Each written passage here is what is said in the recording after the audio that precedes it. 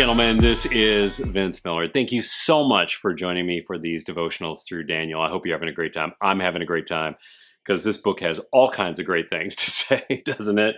Today we're in Daniel chapter 2. I'm going to read verses 38 through 40. You know, before I do, let me just make a statement about where we're at. So Daniel has walked into the palace of King Nebuchadnezzar. He has now told the king the dream that he privately had, and now he's finally going to interpret the dream. Here's what Daniel says. He says, "You are the head of gold. Another kingdom inferior to you shall arrive after you, and yet a third kingdom of bronze which shall rule over all the earth. And there shall be a fourth kingdom, strong as iron, because iron breaks to pieces and shatters all things, and like iron that crushes, it shall break and crush all these."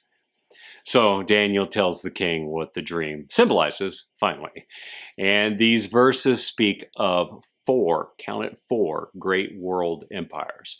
And while they probably knew them to be world empires by the end of the dream and the interpretation, they didn't exactly know who all four empires would be. But we do today because we have a little bit more perspective and more time behind us. So here they are.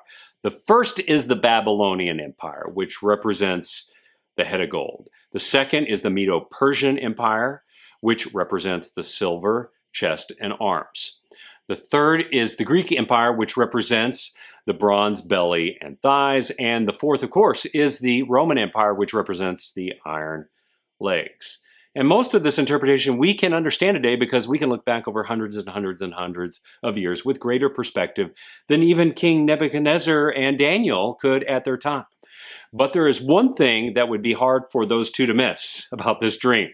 It's the anticipation of the slow decline in three things: dignity, wealth, and strength. Dignity, wealth, and strength. You know, honestly, I think we're still feeling the effects of this predicted decline in our day. Let's be clear. America is not a world empire. Not like Babylonia was, or the Medo-Persians were, or the Greeks, or even the Romans. As Daniel stated yesterday, Nebuchadnezzar was given rule over all things. Basically, he declares that Nebuchadnezzar has planetary rule. But this dream did anticipate a slow decline that was going to be gradual and eventually destructive.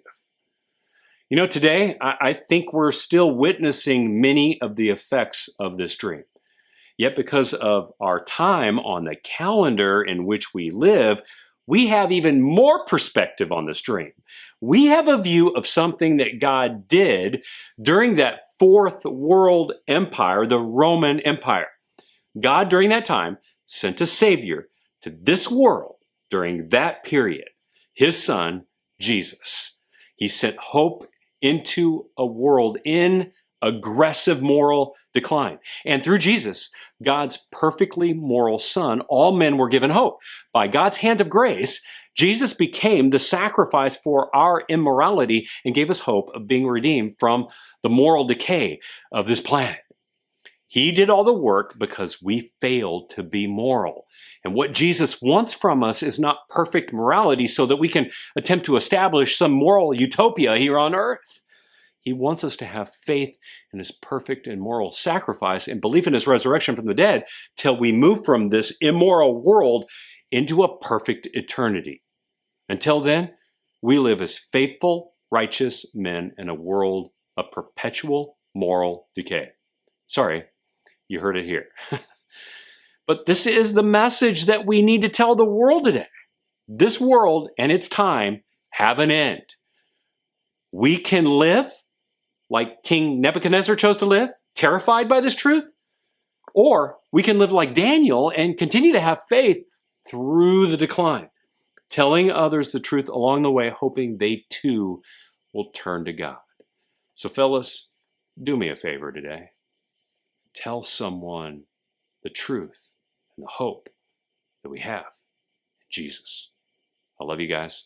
I'll see you right back here again tomorrow.